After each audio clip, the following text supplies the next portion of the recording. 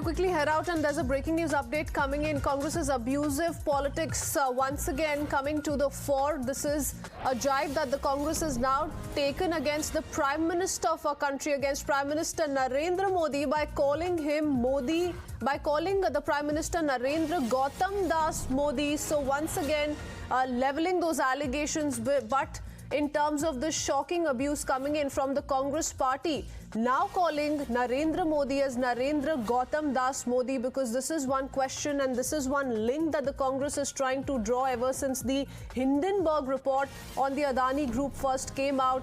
Have been trying to ask the BJP of the relationship that Gautam Adani shares with Narendra Modi, and this is the political discourse that the Congress has resorted to, a new political law with the Congress now calling Narendra Modi Narendra Gautam Das Modi. This is certainly a big political development coming in, and likely to raise several eyebrows in the BJP camp. Lots of BJP reactions expected shortly.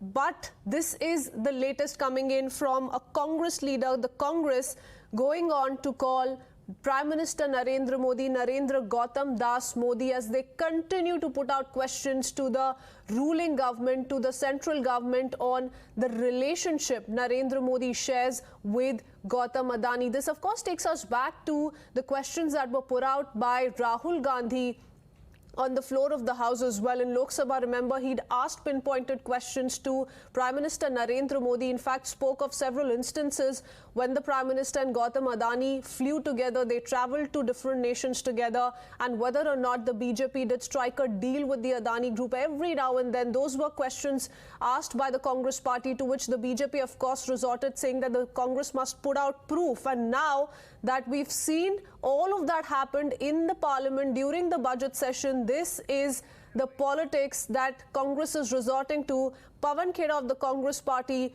calling the Prime Minister Narendra Gautam Das Modi. Listen in. JPC बैठा सकते थे तो नरेंद्र गौतम दास दामोदर दास मोदी को क्या problem है? गौतम दास है Damodar Das sorry, नाम भले दामोदर दास है, काम गौतम दास का करते हैं. That's true.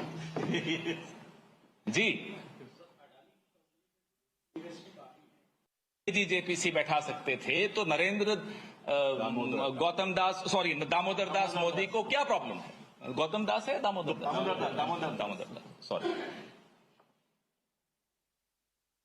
नाम भले दामोदर दास है, काम गौतम दास का करते हैं. That's true. नाम भले कुछ भी हो, काम गौतम दास है, is what Pawan Khera could be heard saying. So absolutely shocking, the way, the manner in which this Congress leader has gone on to mock the Prime Minister, calls Prime Minister Narendra Gautam Das Modi, and you saw the shocking manner in which he'd in fact gone on to take that name. Let me go across to Amit Malviya, BJP IT cell chief, joining us on the phone line. Mr. Malviya, need I say more? You heard it from Pawan Khera there. How would you respond?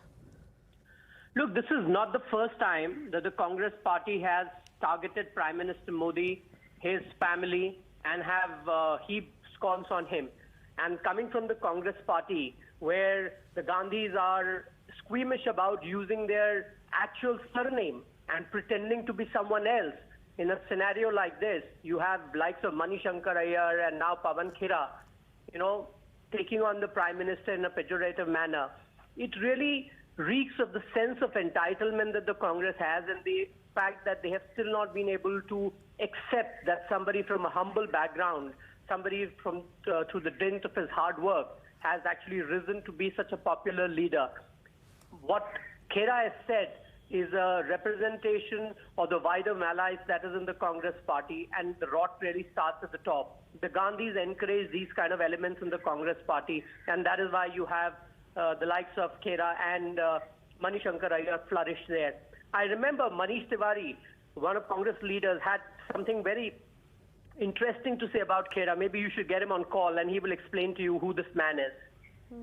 Okay.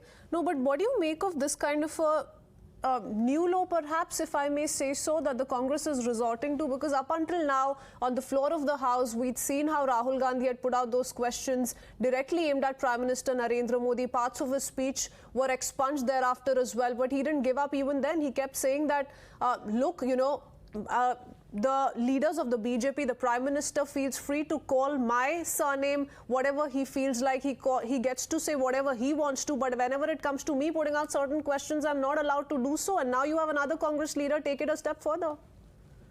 Well, first of all, Rahul's whole entire premise and playing the victim about his surname is completely misplaced. The fact is that in India, the surname is derived from the parental side, and his great-grandfather was Gandhi and not Gandhi. So you should first start using that surname, and he should advise his sister Priyanka Vadra and her son not to take Rajiv Gandhi's name as the surname. So you can't take surnames just because they are convenient, they help you politically.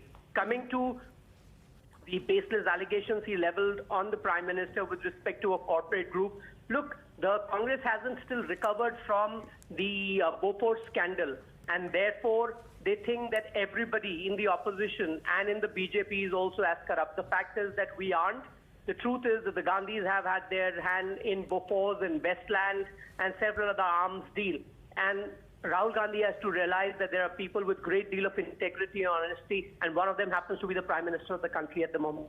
Okay, though the Congress continues to ask BJP all of those questions on the relationships it shares with the Adani group, but has the BJP received any answers on when it questioned the Congress party about Adani investments in several Congress ruled states? Mr. Malviya? Well, they've been absolutely silent. Why don't they ask this question of Bhupesh Baghel, the state that is going to poll, Rajasthan, which is another state going to poll, and Gehlot is the chief minister? Why don't they ask this question of the TMC? Which has opened up a port worth 25,000 crores to the Adani. Several other state governments ruled by the opposition have investments of Adani, including the Maha Vikas Aghadi run Maharashtra. They had invited Adani. One of the politicians closest to Adani is actually Sharad Pawar. So why don't they ask these questions of their own allies or former splinter groups, if I may?